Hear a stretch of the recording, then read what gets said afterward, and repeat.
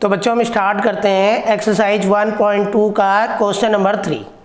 Question number 3 में हमें 3 numbers दिए हुए हैं जिनका हमें एचसीएफ और एलसीएम निकालना है, वो भी प्राइम फैक्टराइजेशन मेथड अप्लाई करके, जिसे हम फंडामेंटल थ्योरम ऑफ अर्थमेटिक भी कहते हैं। तो किस तरीके से हम निकालेंगे इस मेथड से? पहले हम 15 के फैक्टर करेंगे।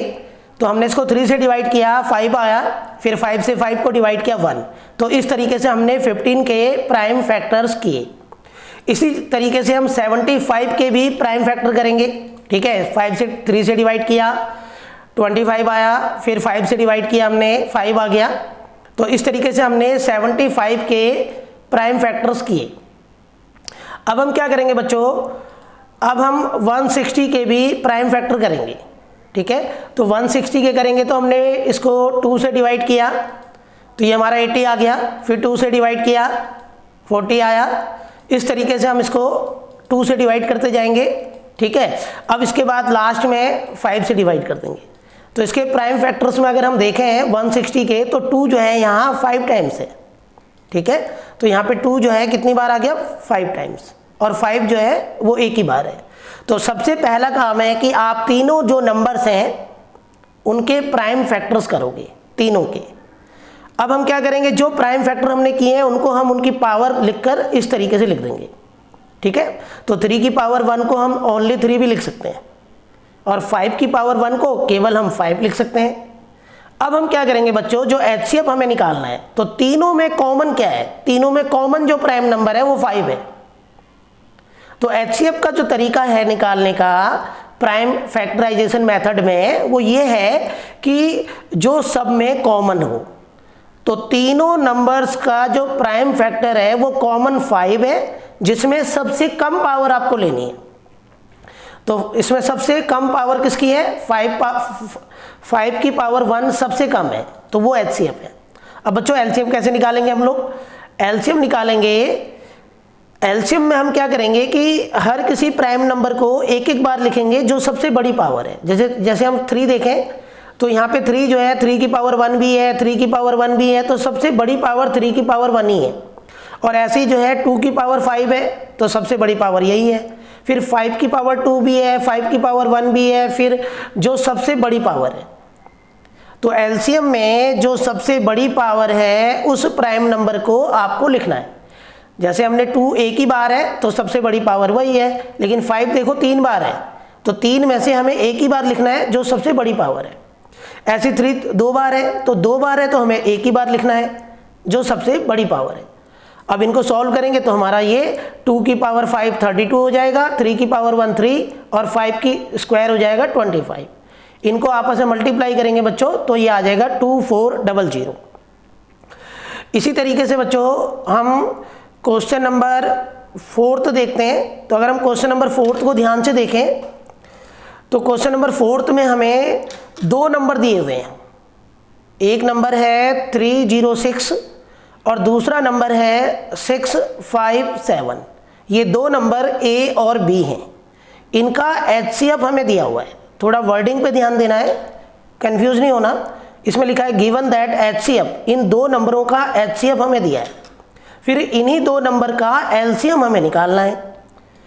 तो बच्चों हमें पहला नंबर जो ए है वो 306 है। ऐसे ही दूसरा नंबर हमारे पास 657 है, और दोनों का एचसीएफ हमारे पास जो है वो 9 है। अब बच्चों हमने अभी एक सम किया था जिसमें हमने एलसीएम और एचसीएफ के जो प्रोडक्ट है उसको वेरीफाई किया था कि वो 2 नंबरों के प्रोडक्ट के बराबर होता है। तो ये वाला फॉर्मूला आपको ध्यान रखना है। ठीक है, अब एलसीएम हमें निकालना है, तो एलसीएम ऐसे ही रहेगा, और एचसीएफ की जगह हम क्या लिख देंगे? 9, और 2 नंबर हमें दिए हुए हैं। अब बच्चों एलसीएम तो यही रहेगा, उसके साथ जो नंबर है वो अपॉन में आ जाएगा, क्योंकि हमें तो एलसीएम निकालना है ना। तो एलसीएम हमारा ऐसे ही रहेगा, और 9 जो है इन 2 नंबरों के अपॉन में आ जाएगा। फिर हम इसको डिवाइड करेंगे, सिंप्लीफाई करेंगे, तो एलसीएम हमारा निकल के आ जाएगा 222338। ठीक है, इतना ही इसे करना था। अगर आप प्रैक्टिस करते हो तो ये कुछ सम दिए हुए हैं, इनकी आप प्रैक्टिस कर सकते हो। इसी फॉर्मूला, यही वाला फॉर्मूला इसमें अप्लाई होगा।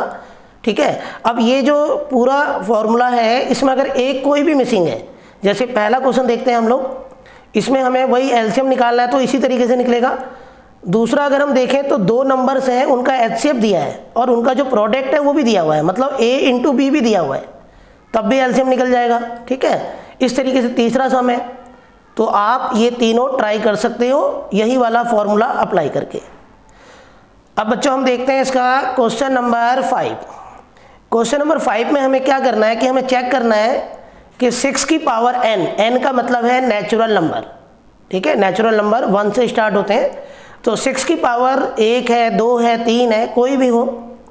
आपने बताना है कि जो इसका आंसर आएगा उसके एंड में आप चेक करो कि 0 आएगा या नहीं आएगा। ठीक है, तो एंड का मतलब जैसे 250 है तो उसके एंड में 0 है, 360 है तो एंड में 0 है, यूनिट प्लेस में। कैसे हम इसको करेंगे, इस टाइप का जो सवाल है इसको कैसे करेंगे बच्चों?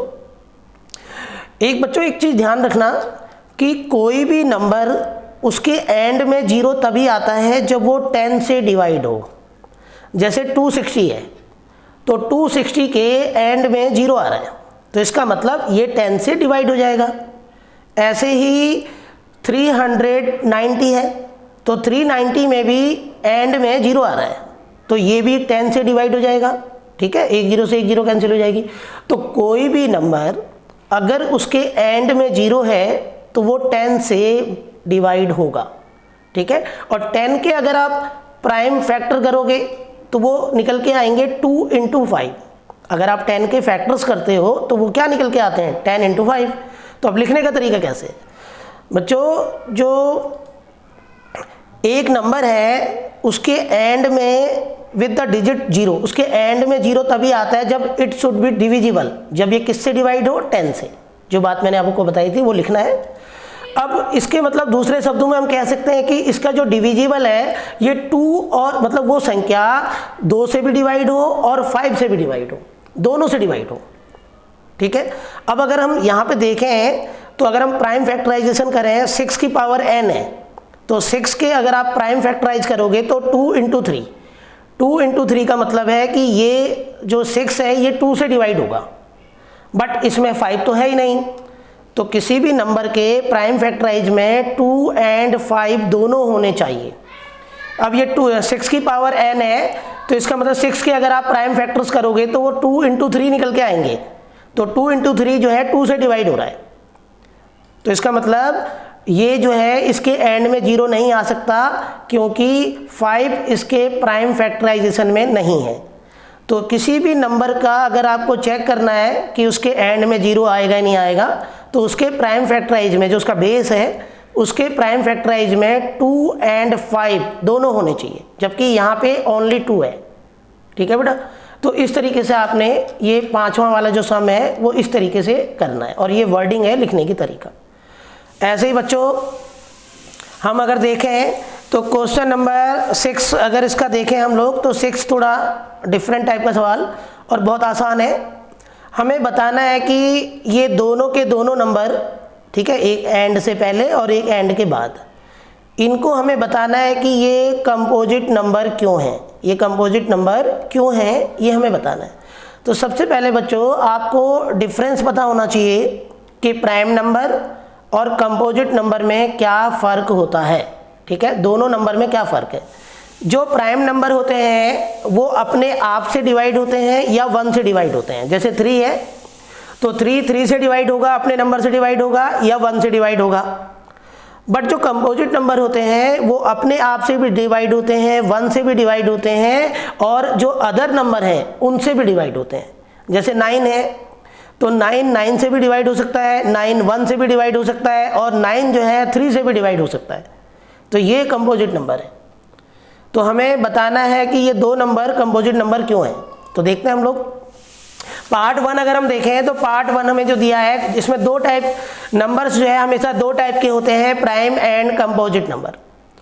तो प्राइम नंबर जो है वो क्या होते हैं, जो 1 से डिवाइडेड होते हैं या अपने नंबर से डिवाइड होते हैं, जबकि जो कंपोजिट नंबर होते हैं वो अपने आप उनके जो है एक और अपने आप से अलावा भी दूसरा फैक्टर्स होता है।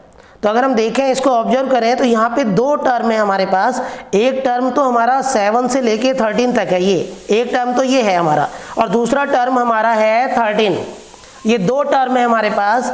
अब हम क्या करेंगे बच्चों, इसमें 13 हम कॉमन ले लेंगे, ठीक है। तो हमने क्या किया, ये पहला टर्म है 7 से 13 तक और ये 13 दूसरा टर्म है।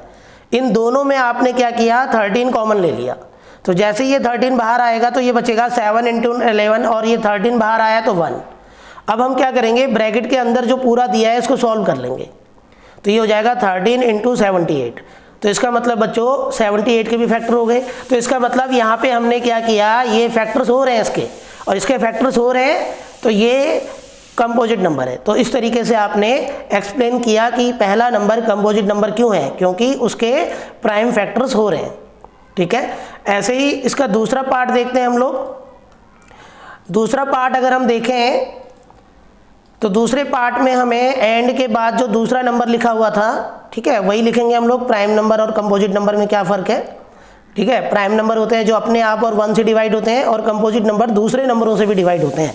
तो अगर हम इसका दूसरा पार्ट देखें तो हमें जो दिया हुआ है, अगर हम देखें बच्चों, इसमें हमें ये जो पूरा नंबर दिया हुआ है, दो पार्ट है इसमें। प्लस से पहले पूरा एक टर्म है और प्लस के बाद दूसरा टर्म है। अब हम क्या करेंगे, 5 कॉमन ले लेंगे पूरे में से, ठीक है। फिर ब्रैकेट के अंदर जो है पूरा सॉल्व कर लेंगे इसको, ब्रैकेट के अंदर जो पूरा है। तो इसका मतलब 1009 जो है वो फैक्टराइज नहीं हो सकता, तो इसके दो फैक्टर निकल के आ गए, 5 × 1009। तो दो फैक्टर हो रहे हैं इसके, तो ये कंपोजिट नंबर है। इस तरीके से बच्चों आपने इसको बताना है।